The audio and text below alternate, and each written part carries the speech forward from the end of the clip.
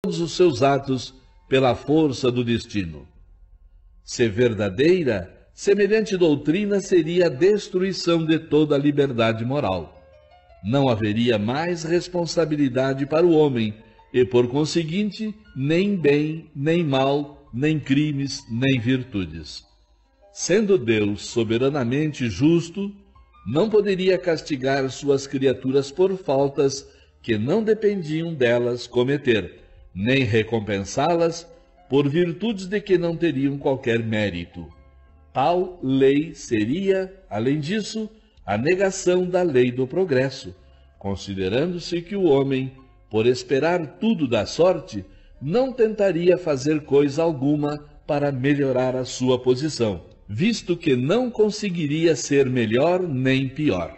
Apesar disso, a fatalidade não é uma palavra sem valor.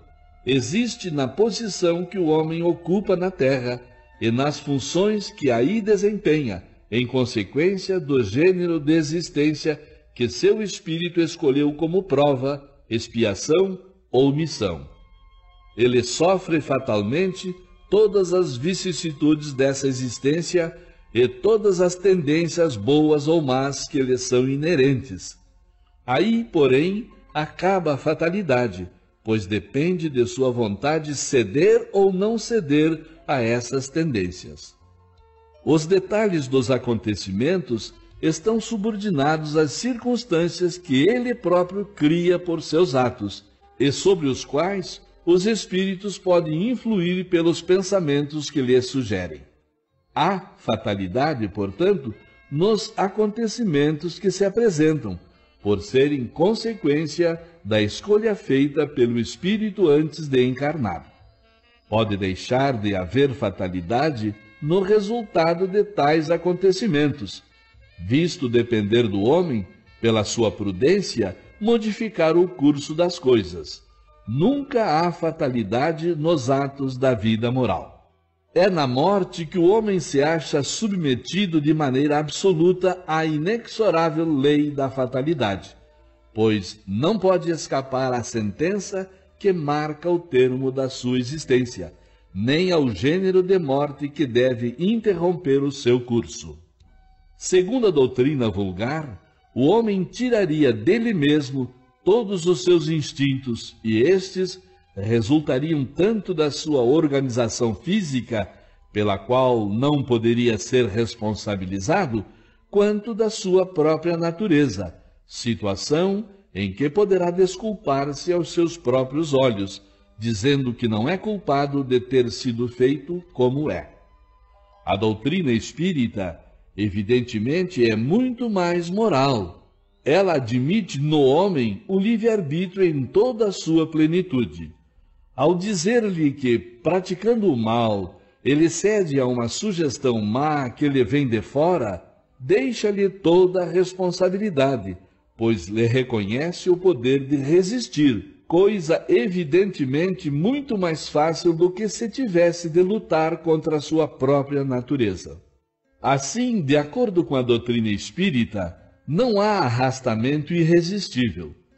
O homem pode sempre fechar os ouvidos à voz oculta que lhe fala no íntimo, induzindo-o ao mal, como pode fechá-los à voz material de alguém que lhe fale.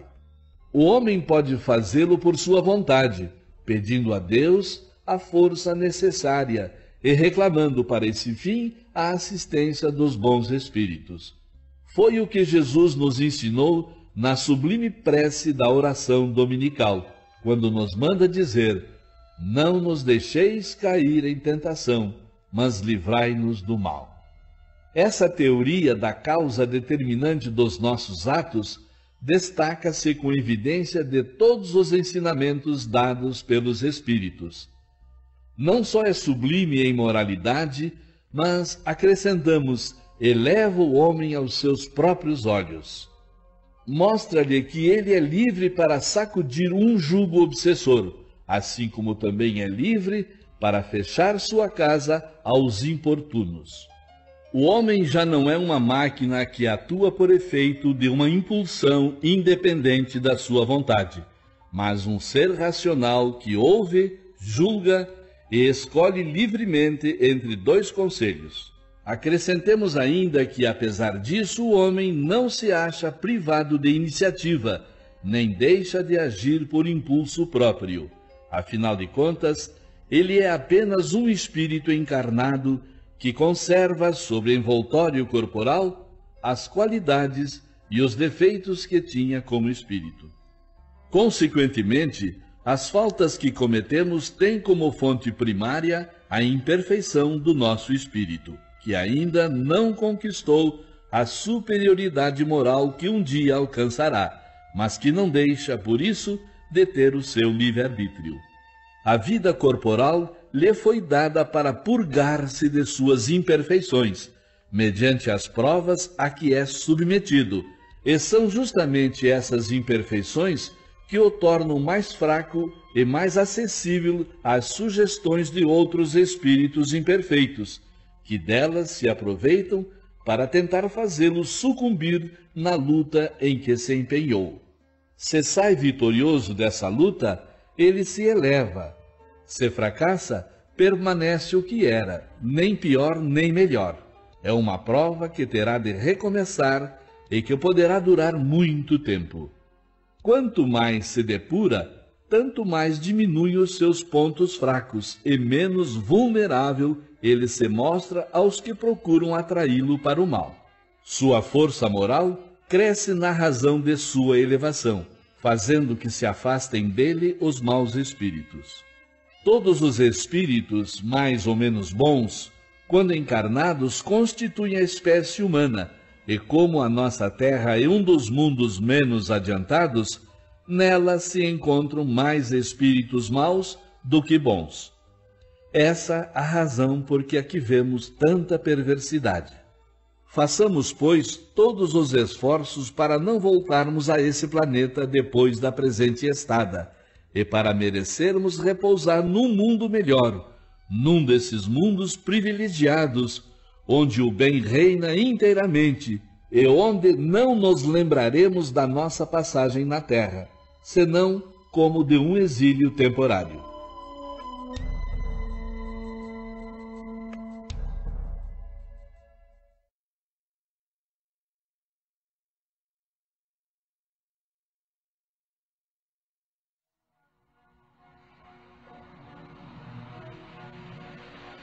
Capítulo 11. Lei de Justiça, Amor e Caridade. Justiça e Direitos Naturais. Perguntas 873 a 879. O sentimento da justiça está na natureza ou é resultado de ideias adquiridas? Está de tal modo na natureza que vos revoltais à simples ideia de uma injustiça. Sem dúvida, o progresso moral desenvolve esse sentimento, mas não o dá. Deus o pôs no coração do homem. Eis porque encontrais frequentemente em homens simples e incultos noções mais exatas da justiça do que entre pessoas de muito saber. Sendo a justiça uma lei da natureza, como se explica que os homens a entendam de modos tão diferentes, fazendo que uns considerem justo o que a outros parece injusto? É porque, em geral, se misturam paixões que alteram esse sentimento, como acontece com a maior parte dos outros sentimentos naturais, fazendo que os homens vejam as coisas sob um falso ponto de vista. Como se pode definir a justiça? A justiça consiste no respeito aos direitos de cada um. O que é que determina esses direitos? Duas coisas: a lei humana e a lei natural. Tendo os homens elaborado leis apropriadas aos seus costumes e ao seu caráter, elas estabeleceram direitos que variam conforme o progresso das luzes. Vede as vossas leis de hoje, embora imperfeitas, consagram os mesmos direitos que as da Idade Média. Entretanto, esses direitos antiquados, que agora vos parecem monstruosos, pareciam justos e naturais naquela época. Nem sempre, portanto, o direito instituído pelos homens é conforme à justiça. Aliás, ele regula apenas algumas relações sociais, enquanto na vida privada há uma infinidade de atos que competem exclusivamente ao Tribunal da Consciência. Com exceção do direito consagrado pela lei humana, qual a base da justiça segundo a lei natural? O Cristo vos disse: desejai para os outros o que quereríeis para vós mesmos. Deus imprimiu no coração do homem a regra da verdadeira justiça, fazendo que cada um veja respeitados os seus direitos.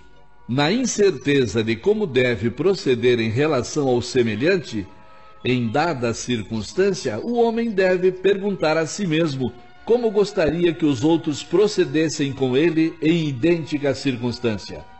Deus não lhe podia ter dado guia mais seguro do que a própria consciência. Realmente, o critério da verdadeira justiça está em cada um querer para os outros aquilo que desejaria para si mesmo, e não em querer para si o que desejaria para os outros, o que absolutamente não é a mesma coisa. Como não é natural que alguém deseje o mal para si, se cada um tomar por modelo ou ponto de partida o seu desejo pessoal. Por certo, ninguém jamais desejará ao próximo, senão o bem. Em todos os tempos e sob todas as crenças, o homem sempre se esforçou para que prevalecesse o seu direito pessoal. A sublimidade da religião cristã está no fato de haver tomado o direito pessoal por base do direito do próximo.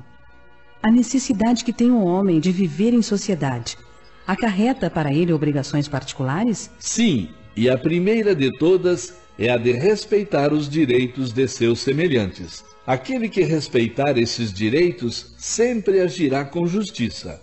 Em vosso mundo, onde tantos homens não praticam a lei de justiça, cada um usa de represálias, e é essa a causa da perturbação e da confusão da vossa sociedade. A vida social dá direitos e impõe deveres recíprocos. Podendo o homem iludir-se quanto à extensão do seu direito, o que deve fazer para conhecer o limite desse direito? O limite do direito que, em relação a si mesmo, reconhecer ao seu semelhante em idênticas circunstâncias e reciprocamente. Mas se cada um atribuir a si mesmo os direitos de seu semelhante, que virá a ser da subordinação aos seus superiores? Não seria anarquia de todos os poderes? Os direitos naturais são os mesmos para todos os homens, desde o menor até o maior. Deus não fez um delimo mais puro do que outros, e todos são iguais perante ele. Esses direitos são eternos. Os que o homem estabeleceu perecem com as suas instituições. Além disso, cada um sente bem a sua força ou a sua fraqueza, e saberá sempre ter uma certa deferência para com os que o mereçam por suas virtudes e sabedoria. É importante destacar isto para que os que se julgam superiores conheçam seus deveres, a fim de merecer essas deferências. A subordinação não estará comprometida quando a autoridade for conferida à sabedoria. Qual seria o caráter do homem que praticasse a justiça em toda a sua pureza? O do verdadeiro justo, a exemplo de Jesus, porque praticaria também o amor ao próximo e a caridade, sem os quais não há verdadeira justiça. Direito de propriedade, roubo, perguntas 880 a 885. Qual o primeiro de todos os direitos naturais do homem? O de viver. Por isso ninguém tem o direito de atentar contra a vida de seu semelhante, nem de fazer o que quer que possa comprometer a sua existência corporal. O direito de viver confere ao homem o direito de acumular bens que lhe permitam repousar quando não mais puder trabalhar? Sim, mas deve fazê-lo em família, como a abelha, por meio de um trabalho honesto e não acumular como um egoísta. Até mesmo alguns animais lhe dão o exemplo da previdência. O homem tem o direito de defender os bens que acumulou pelo seu trabalho? Não disse Deus, não roubarás. E Jesus, dai a César o que é de César? Aquilo que o homem acumula por meio de trabalho honesto constitui legítima propriedade sua, que ele tem o direito de defender, porque a propriedade que é fruto do trabalho é um direito natural, tão sagrado quanto o de trabalhar e de viver. É natural o desejo de possuir? Sim, Mas quando o homem só deseja para si e para a sua satisfação pessoal, é puro egoísmo. Entretanto, não será legítimo o desejo de possuir, visto aquele que tem de que viver não se torna pesado para ninguém? Há homens insaciáveis que acumulam bens sem utilidade para ninguém, ou apenas para saciar suas paixões. Julgas que Deus aprova isso? Aquele que, ao contrário, junta pelo trabalho, tendo em vista socorrer os seus semelhantes, pratica a lei de amor e de caridade, e Deus abençoa o seu trabalho. Qual o caráter da legítima propriedade? Só é legítima a propriedade que foi adquirida sem prejuízo de outrem. A lei de amor e de justiça proíbe que se faça aos outros o que não desejaríamos que nos fizessem, condenando por isso mesmo a aquisição de bens por quaisquer meios que lhes sejam contrários. O direito de propriedade não tem limites determinados? Sem dúvida, tudo o que é legitimamente adquirido constitui uma propriedade. Mas, como já dissemos, a legislação humana é imperfeita e consagra muitos direitos convencionais que a justiça natural reprova. É por isso que os homens reformam suas leis à medida que o progresso se efetua e que melhor compreendem a justiça. O que num século parece perfeito, afigura-se bárbaro no século seguinte. Caridade e amor ao próximo. Perguntas 886 a 889. Qual o verdadeiro sentido da palavra caridade, tal como Jesus a entendia? Benevolência para com todos, indulgência para as imperfeições dos outros, perdão das ofensas. O amor e a caridade são o complemento da lei de justiça, pois amar o próximo é fazer-lhe todo o bem que nos seja possível e que desejaríamos que nos fosse feito. Tal o sentido destas palavras de Jesus: amai-vos uns aos outros como irmãos. A caridade, segundo Jesus, não se restringe à esmola. Abrange todas as relações com os nossos semelhantes, sejam eles nossos inferiores, nossos iguais ou nossos superiores. Ela nos prescreve a indulgência porque nós mesmos precisamos de indulgência. Ela nos proíbe humilhar os desafortunados, ao contrário do que comumente fazemos. Quando uma pessoa rica se apresenta, todas as atenções e deferências se voltam para ela. Se for pobre, é como se não nos devêssemos incomodar com ela. Entretanto, quanto mais lastimável for a sua posição, maior deve ser o cuidado e não lhe aumentarmos o infortúnio pela humilhação.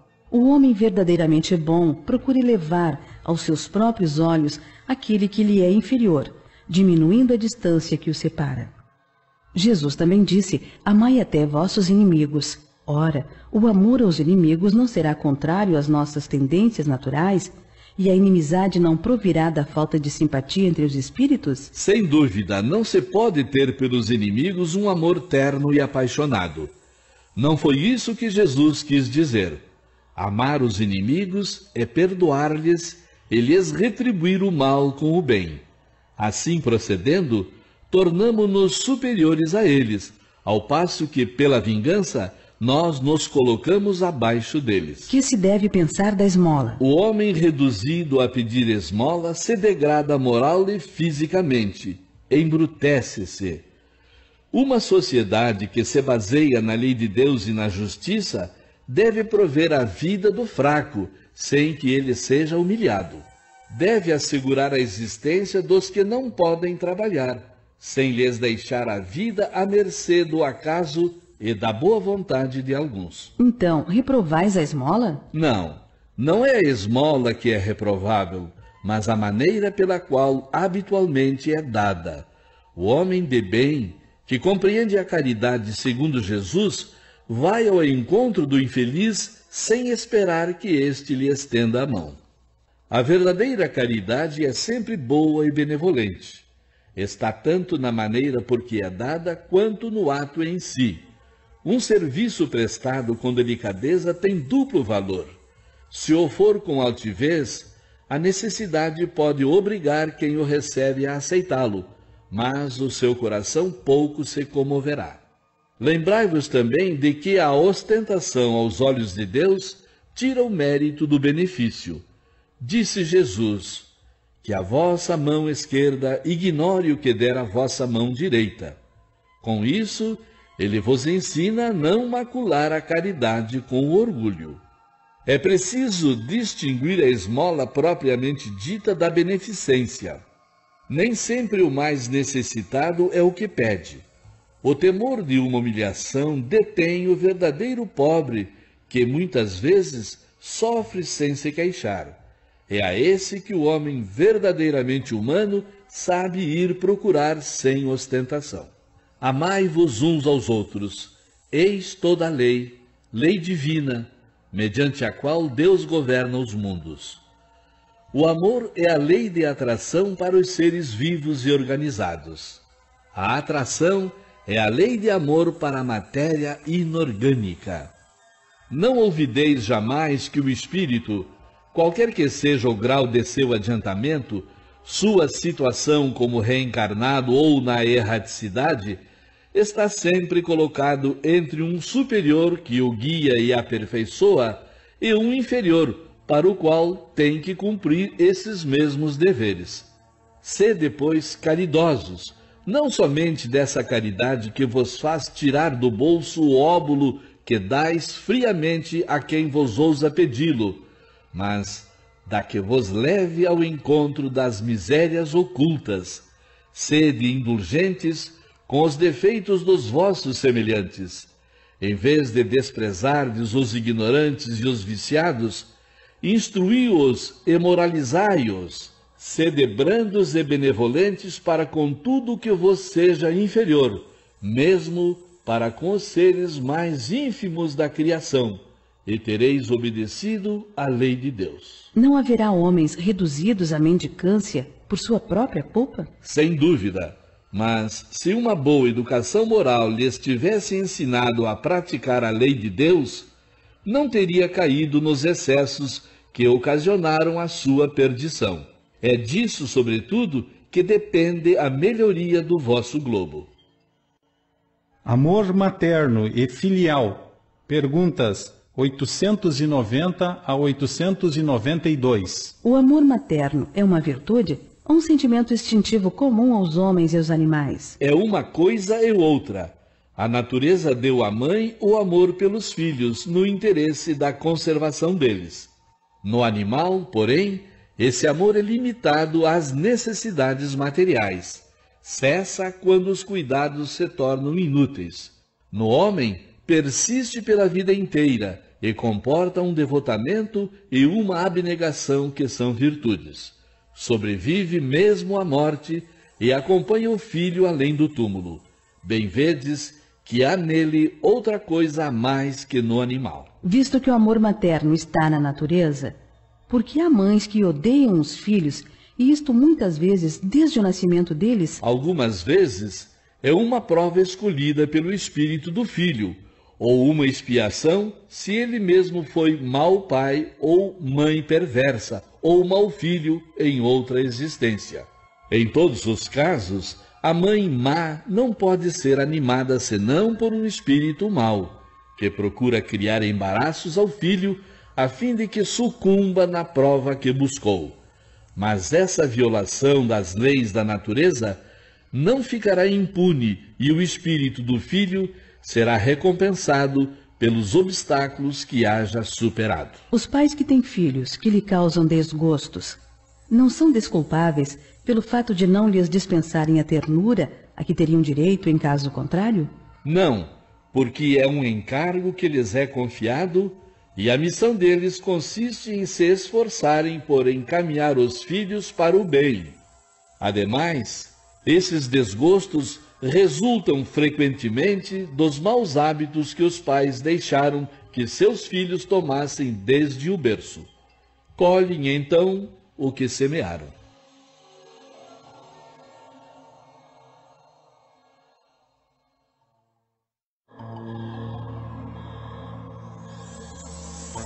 Capítulo 12. Perfeição moral. As virtudes e os vícios. Perguntas 893 a 906. Qual a mais meritória de todas as virtudes? Todas as virtudes têm seu mérito, porque todas são sinais de progresso no caminho do bem. Há virtude sempre que há resistência voluntária ao arrastamento dos maus pendores. Mas a sublimidade da virtude consiste no sacrifício do interesse pessoal pelo bem do próximo, sem segundas intenções. A mais meritória é a que se baseia na mais desinteressada caridade. Há pessoas que fazem o bem espontaneamente, sem que precisem vencer quaisquer sentimentos contrários. Terão tanto mérito quanto as que têm de lutar contra a natureza que lhes é própria e a vencem. As que não têm que lutar são aquelas em quem o progresso já está realizado. Lutaram outrora e triunfaram. É por isso que os bons sentimentos não lhes custam nenhum esforço e suas ações lhes parecem muito naturais. Para elas, o bem se tornou um hábito. Deve-se, pois, honrá-las como a velhos guerreiros pela posição elevada que conquistaram. Como ainda estáis longe da perfeição, esses exemplos vos espantam pelo contraste e o admirais tanto mais quanto mais raros são. Ficais sabendo, porém, que nos mundos mais adiantados do que o vosso, o que entre vós constitui exceção, lá é a regra. Neles, o sentimento do bem é espontâneo em toda parte, porque são habitados somente por espíritos bons. Ali, uma só intenção maligna seria monstruosa exceção. Eis porque nesses mundos os homens são felizes. Assim se dará na terra, quando a humanidade se houver transformado, e quando compreender e praticar a caridade na sua verdadeira acepção. À exceção dos defeitos e vícios acerca dos quais ninguém se pode equivocar, qual o sinal mais característico da imperfeição? O interesse pessoal. Muitas vezes as qualidades morais se assemelham como num objeto de cobre, a douração que não resiste à pedra de toque. Um homem pode possuir qualidades reais que levem o mundo a considerá-lo homem de bem. Mas essas qualidades, embora assinalem um progresso, nem sempre suportam certas provas, bastando algumas vezes que se fira a corda do interesse pessoal para que o fundo fique a descoberto. O verdadeiro desinteresse é coisa tão rara na Terra que é admirado como fenômeno quando se manifesta. O apego às coisas materiais constitui sinal notório de inferioridade, porque quanto mais o homem se prende aos bens deste mundo, tanto menos compreende o seu destino. Pelo desinteresse, ao contrário, ele prova que vê o futuro de um ponto de vista mais elevado. Há pessoas desinteressadas, mas sem discernimento, que prodigalizam seus haveres sem proveito real, por não lhes darem um emprego racional. Terão mérito nisso? Tem o mérito do desinteresse, mas não o do bem que poderiam fazer. Se o desinteresse é uma virtude, a prodigalidade refletida constitui sempre, quando menos, falta de juízo. A fortuna não é dada a uns para ser lançada ao vento, nem a outros para ser enterrada num cofre forte. É um depósito de que terão de prestar contas, porque responderão por todo o bem que podiam fazer e não fizeram, por todas as lágrimas que podiam ter enxugado com o dinheiro que deram aos que dele não precisavam. Merecerá reprovação aquele que faz o bem sem visar a qualquer recompensa, na esperança de que isto lhe seja levado em conta na outra vida e que lá venha a ser melhor a sua situação? Esse pensamento não prejudicará o seu progresso? É preciso fazer o bem por caridade, isto é, com desinteresse. Entretanto, todos nutrem o desejo muito natural de progredir para escapar da condição penosa desta vida. Os próprios Espíritos nos ensinam a praticar o bem com esse objetivo. Será então um mal pensarmos que praticando o bem podemos esperar coisa melhor do que temos na terra? Não, certamente. Mas aquele que faz o bem sem segundas intenções, unicamente pelo prazer de ser agradável a Deus e ao seu próximo que sofre, já se acha num certo grau de progresso que lhe permitirá alcançar a felicidade muito mais depressa do que o seu irmão, que mais positivo faz o bem por cálculo e não impelido pelo calor natural do seu coração. Não haverá aqui uma distinção a ser estabelecida entre o bem que podemos fazer ao nosso próximo e os cuidados que empregamos para corrigir os nossos defeitos? Concebemos que seja pouco meritório fazermos o bem com a ideia de que nos seja levado em conta na outra vida. Mas o fato de nos emendarmos, vencermos as nossas paixões e corrigirmos o nosso caráter com o propósito de nos aproximarmos dos bons espíritos e de nos elevarmos, constitui igualmente sinal de inferioridade? Não, não. Pela expressão fazer o bem, queremos dizer ser caridoso. Aquele que calcula o que cada uma de suas boas ações possa lhe render na vida futura, tanto quanto na vida terrena, age como egoísta. Mas não há nenhum egoísmo em querer o homem melhorar-se para se aproximar de Deus, porquanto esse é o objetivo para o qual todos devem tender. Visto que a vida corporal não passa de uma estada temporária neste mundo e que o nosso futuro deve constituir objeto da nossa principal preocupação, haverá utilidade em nos esforçarmos por adquirir conhecimentos científicos que apenas se refiram às coisas e às necessidades materiais? Sem dúvida. Primeiramente, isso vos põe em condições de auxiliar os vossos irmãos. Depois, o vosso espírito subirá mais depressa, se já houver progredido em inteligência. Nos intervalos das encarnações, aprendereis numa hora o que na Terra demandaria anos de aprendizado. Nenhum conhecimento é inútil. Todos contribuem, mais ou menos, para o progresso, porque o espírito perfeito tem que saber tudo, e porque, devendo o progresso realizar-se em todos os sentidos, todas as ideias adquiridas ajudam o desenvolvimento do espírito. De dois homens ricos, um nasceu na opulência e jamais conheceu a necessidade, enquanto o outro deve a fortuna ao seu trabalho. Ambos a empregaram exclusivamente em sua satisfação pessoal. Qual o mais culpado? Aquele que conheceu os sofrimentos, porque sabe o que é sofrer. Conhece a dor, mas não a alivia nos outros. Como sucede frequentemente, nem mesmo se lembra dela. Aquele que acumula incessantemente, sem fazer o bem a quem quer que seja, achará desculpa válida no pensamento de que acumula com o objetivo de legar maior soma aos seus herdeiros? É um compromisso com a consciência má. De dois avarentos, o primeiro se priva do necessário e morre de miséria sobre o seu tesouro. O segundo só é avarento para com os outros, mostrando-se pródigo para consigo mesmo.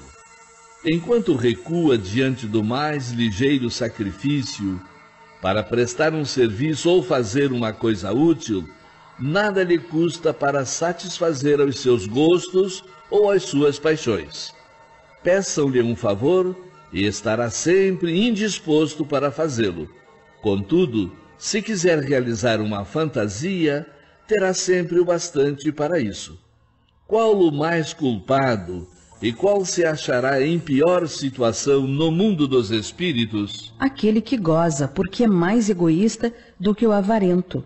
O outro já recebeu uma parte de sua punição. Será repreensível cobiçar a riqueza quando se é levado pelo desejo de fazer o bem? Não resta dúvida de que tal sentimento é louvável quando puro. Mas será sempre bastante desinteressado esse desejo? Não ocultará nenhuma intenção pessoal dissimulada? Na maioria das vezes, a primeira pessoa a quem desejamos fazer o bem não será a nós mesmos? Incorre em culpa a pessoa que estuda os defeitos alheios? Se for para criticar e divulgar, incorrerá em grande culpa, porque será faltar com a caridade. Mas se o fizer para daí tirar algum proveito, para evitá-los, tal estudo poderá ter alguma utilidade. Não se deve esquecer, porém, de que a indulgência para com os defeitos alheios é uma das virtudes que fazem parte da caridade.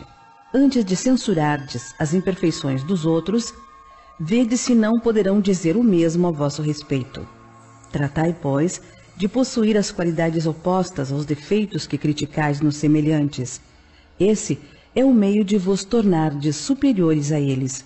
Se os censurais, por serem avarentos, sede generosos. Por serem orgulhosos, sede humildes e modestos. Por serem duros, sede brandos.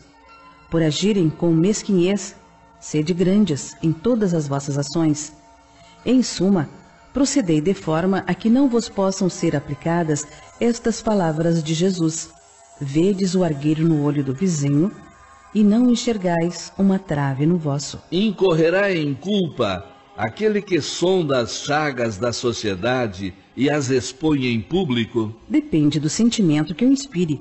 Se o escritor apenas visa produzir escândalo, trata-se de um prazer pessoal, que proporciona a si mesmo, apresentando quadros que constituem antes mau do que bom exemplo.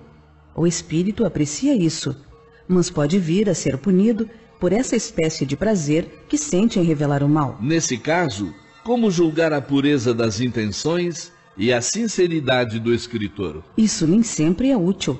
Se ele escrever boas coisas, aproveitai-as. Se proceder mal, é uma questão de consciência que só a ele interessa. Aliás, se o escritor quiser provar a sua sinceridade, cabe-lhe apoiar o que disser no seu próprio exemplo. Alguns autores publicaram belíssimas obras de grande moral que auxiliam o progresso da humanidade, mas das quais eles mesmos não tiraram nenhum proveito. Ser-lhes-á levado em conta, como espíritos, o bem que suas obras hajam produzido? A moral sem as ações é como a semente sem o trabalho. De que vos serve a semente, se não a fazeis dar frutos que vos alimentem? Esses homens são mais culpados porque dispunham da inteligência para compreender.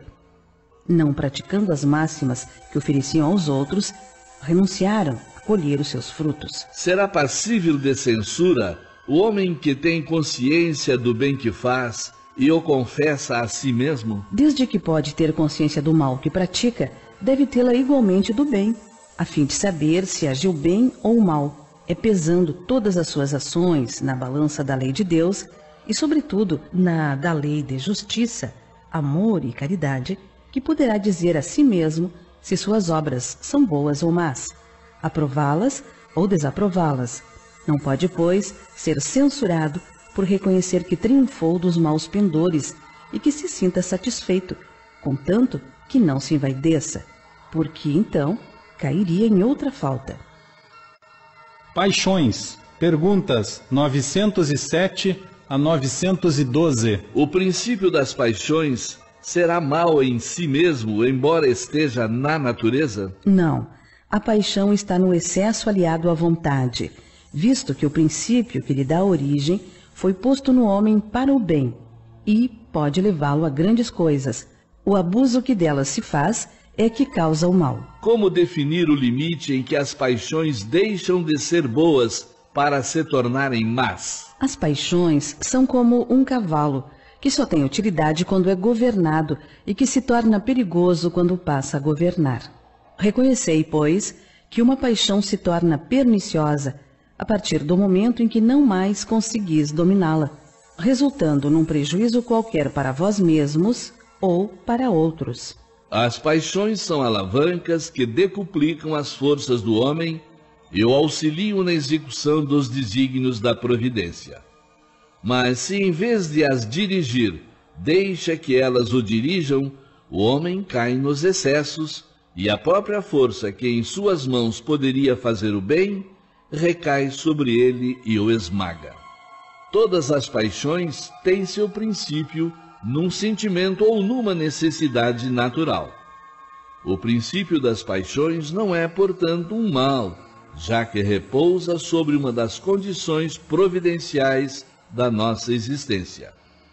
A paixão propriamente dita é o exagero de uma necessidade ou de um sentimento. Está no excesso e não na causa, e esse excesso se torna um mal, quando tem como consequência um mal qualquer. Toda paixão que aproxima o homem da natureza animal, afasta-o da natureza espiritual. Todo sentimento que eleva o homem acima da natureza animal denota a predominância do espírito sobre a matéria, e o aproxima da perfeição. O homem sempre poderia vencer suas más tendências mediante seus próprios esforços? Sim, e às vezes com pouco esforço. O que lhe falta é a vontade. Ah, como são poucos os que se esforçam entre vós. O homem pode encontrar nos espíritos assistência eficaz para superar suas paixões? Se pedir a Deus e ao seu bom gênio, com sinceridade, os bons espíritos lhe virão certamente em auxílio, porque essa é a missão deles. Não existem paixões tão vivas e irresistíveis que a vontade seja impotente para dominá-las? Há muitas pessoas que dizem, quero, mas sua vontade está apenas nos lábios. Querem, mas ficam muito satisfeitos que assim não seja. Quando o homem crê que não pode vencer suas paixões, é que seu espírito nelas se compraz, em consequência da sua inferioridade. Aquele que procura reprimi-las compreende sua natureza espiritual. Vencê-las, para ele, é um triunfo do espírito sobre a matéria. Qual o meio mais eficaz de combater-se o predomínio da natureza corpórea? Praticar a abnegação. Egoísmo. Perguntas 913 a 917. Dentre os vícios, qual o que se pode considerar radical? Já o dissemos inúmeras vezes, o egoísmo. Dele deriva todo o mal. Estudai todos os vícios e vereis que no fundo de todos há egoísmo. Por mais que luteis contra eles, não conseguireis extirpá-los enquanto não atacardes o mal pela raiz, enquanto não lhe houverdes destruído a causa. Que todos os vossos esforços tendam, pois, para esse fim, porque aí é que está a verdadeira chaga da sociedade.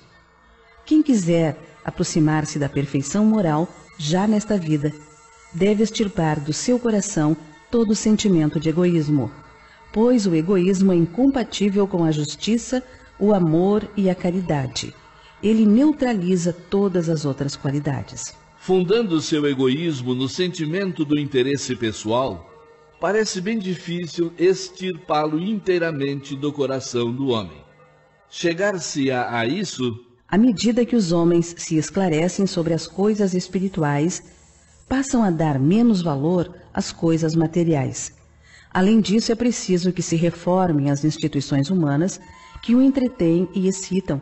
Isso depende da educação. Por ser inerente à espécie humana, o egoísmo não constituirá sempre um obstáculo ao reinado do bem absoluto na Terra? É certo que o egoísmo é o vosso maior mal, porém ele se prende à inferioridade dos espíritos encarnados na Terra e não à humanidade em si mesma. Ora, depurando-se por encarnações sucessivas, os espíritos perdem o egoísmo, assim como perdem as outras impurezas. Não haverá na Terra nenhum homem isento de egoísmo e praticante da caridade? Há muito mais homens assim do que pensais, mas pouco os conheceis, porque a virtude não busca ostentação. Se há um, por que não haverá 10? Se há 10, por que não haverá 1000? E assim por diante. Longe de diminuir, o egoísmo cresce com a civilização, que parece excitá-lo e entretê-lo. Como poderá a causa destruir o efeito? Quanto maior é o mal, mais hediondo se torna. Era preciso que o egoísmo produzisse muito mal para que se tornasse incompreensível a necessidade de extirpá-lo. Quando os homens se houverem despojado do egoísmo que os domina, viverão como irmãos, sem se fazerem mal algum, auxiliando-se reciprocamente pelo sentimento mútuo da solidariedade. Então, o forte será o amparo e não o opressor do fraco, e não mais serão vistos homens a quem falte o necessário, porque todos praticarão a lei de justiça. Esse é o reinado do bem, que os espíritos estão encarregados de preparar. Qual o meio de destruir-se o egoísmo? De todas as imperfeições humanas, a mais difícil de extirpar é o egoísmo, porque resulta da influência da matéria. Influência de que o homem, ainda muito próximo de sua origem, não pôde libertar-se, já que tudo concorre para mantê-la. Suas leis, sua organização social, sua educação. O egoísmo se enfraquecerá com a predominância da vida moral sobre a vida material. e, sobretudo, com a compreensão que o Espiritismo vos dá sobre o vosso estado futuro real, e não desfigurado por ficções alegóricas. Quando bem compreendido e identificado com os costumes e as crenças, o Espiritismo transformará os hábitos, os usos e as relações sociais.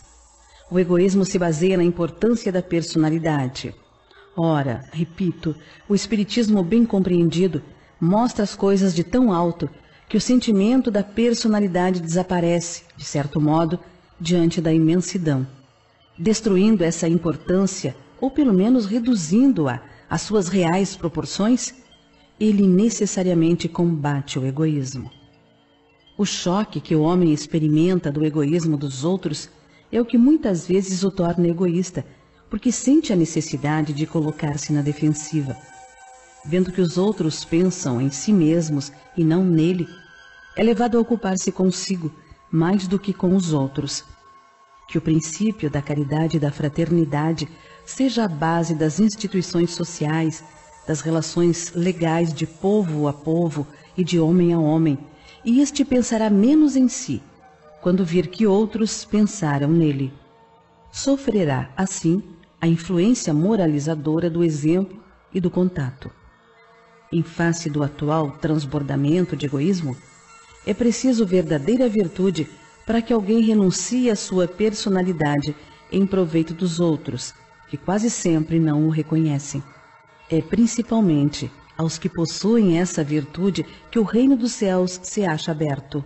A esses, sobretudo, está reservada a felicidade dos eleitos, pois em verdade vos digo que no dia da justiça, todo aquele que só houver pensado em si mesmo será posto de lado e sofrerá pelo abandono a que será relegado.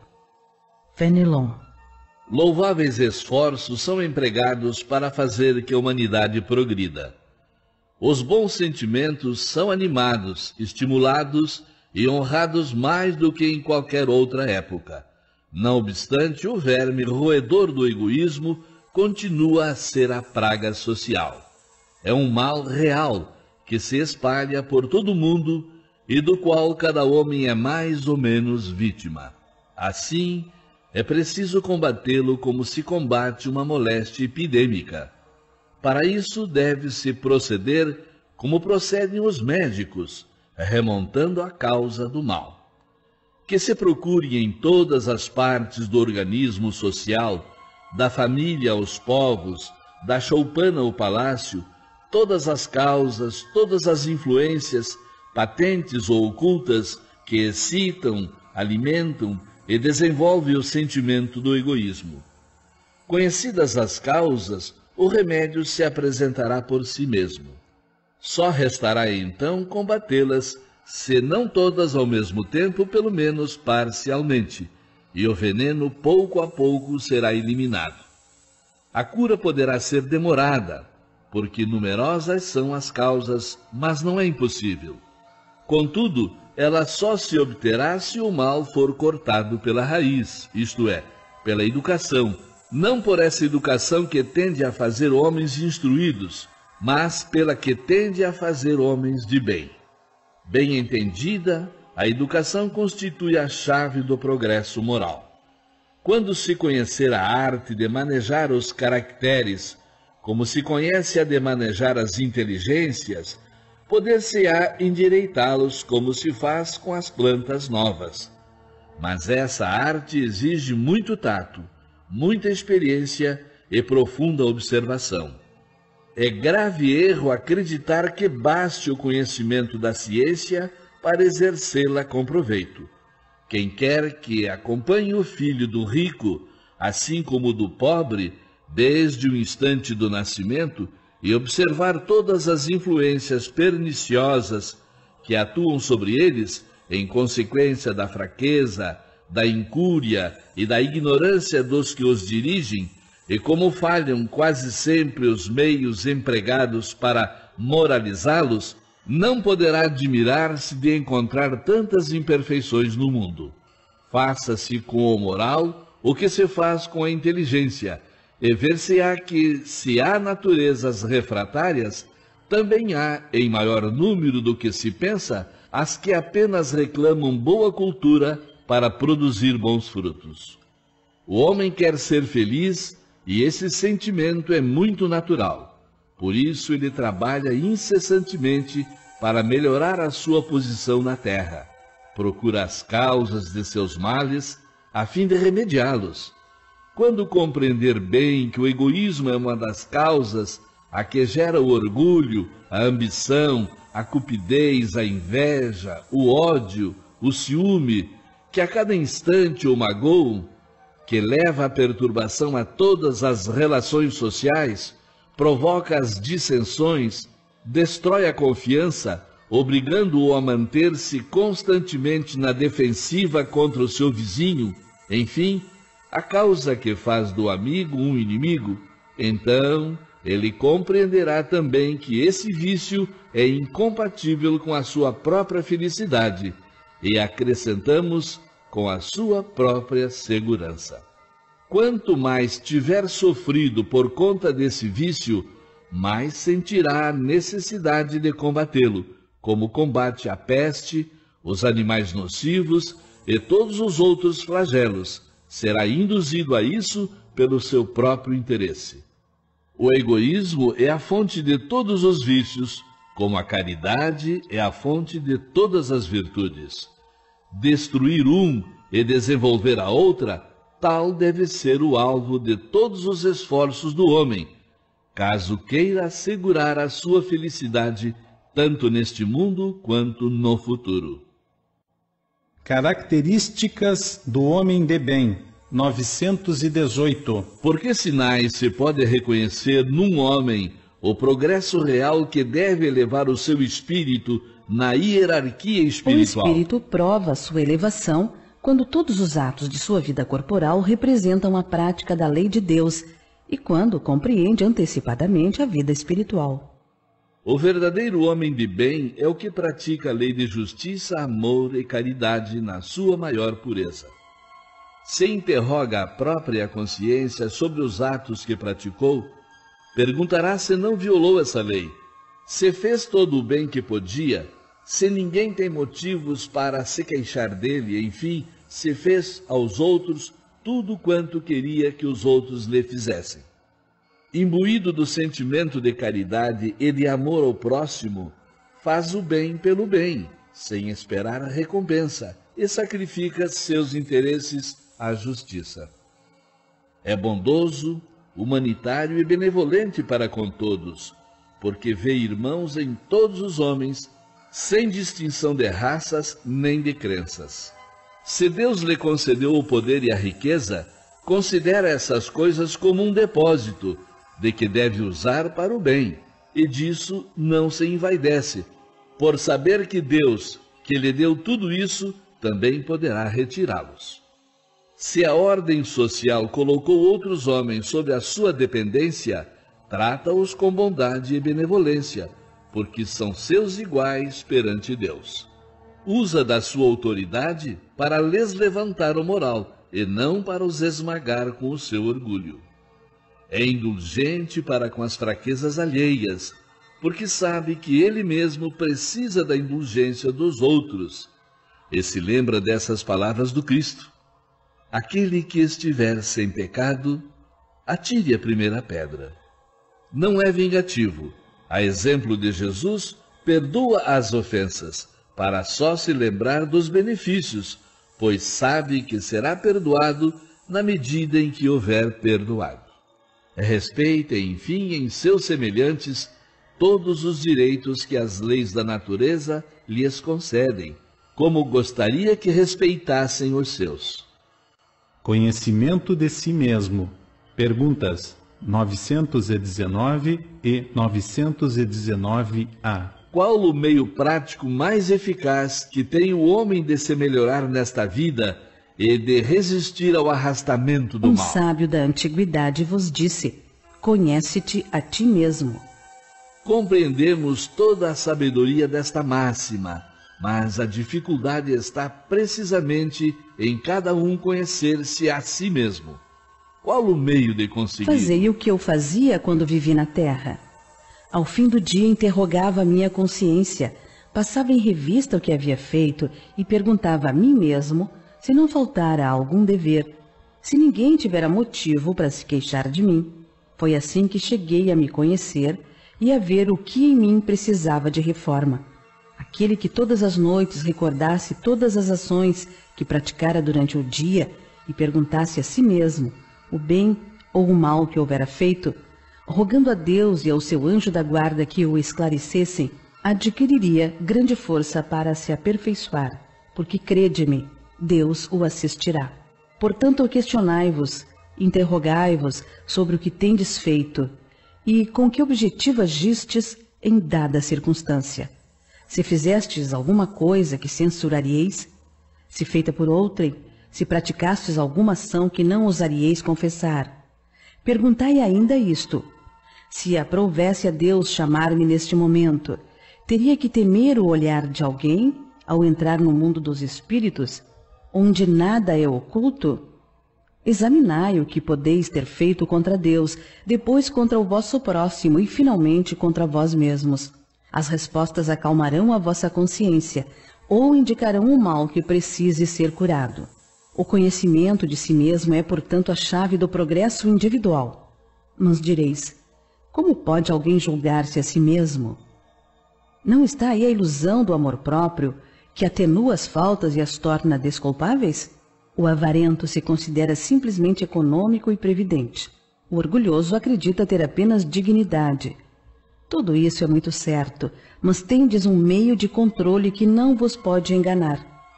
Quando estiverdes indecisos sobre o valor de uma de vossas ações, perguntai como as qualificaríeis se praticada por outra pessoa. Se a censurais nos outros, ela não poderia ser mais legítima caso fosseis o seu autor, porque Deus não usa de duas medidas na aplicação de sua justiça. Procurai também saber o que pensam os outros e não desprezeis a opinião dos vossos inimigos, já que estes não têm nenhum interesse em disfarçar a verdade. E Deus, muitas vezes, os coloca ao vosso lado, como um espelho, a fim de que sejais advertidos com mais franqueza do que o faria um amigo. Aquele, pois, que tem o sério desejo de melhorar-se, perscrute a sua consciência, a fim de extirpar de si as más tendências, como arranca as ervas daninhas do seu jardim. Faça o balanço de sua jornada moral, avaliando, a exemplo do comerciante, seus lucros e perdas, e eu vos garanto que o lucro sobrepujará os prejuízos. Se puder dizer que foi bom o seu dia, poderá dormir em paz e aguardar sem temor o despertar na outra vida. Formulai, portanto, a vós mesmos perguntas claras e precisas e não temais multiplicá-las. Pode-se muito bem consagrar alguns minutos para conquistar a felicidade eterna. Não trabalhais todos os dias com vistas a juntar haveres que vos garantam repouso na velhice? Esse repouso não é o objeto de todos os vossos desejos, o fim que vos faz suportar fadigas e privações passageiras? Pois bem, que é esse descanso de alguns dias, perturbado pelas enfermidades do corpo, em comparação com o que espera o homem de bem? Não valerá a pena fazer alguns esforços?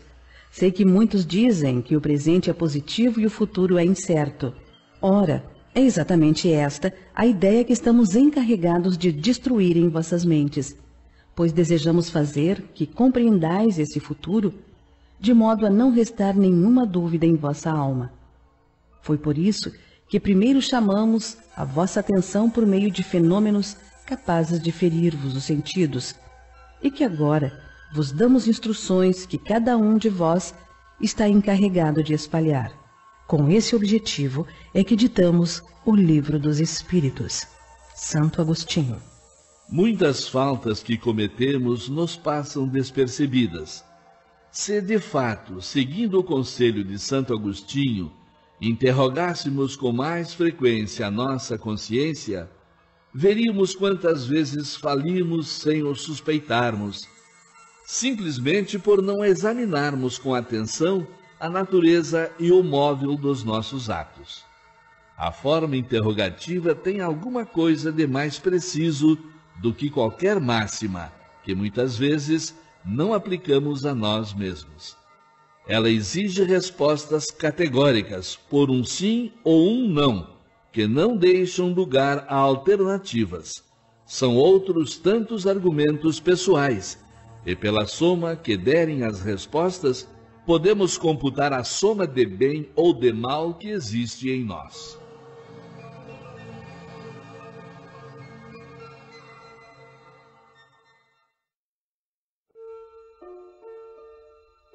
Capítulo 2. Penas e gozos futuros.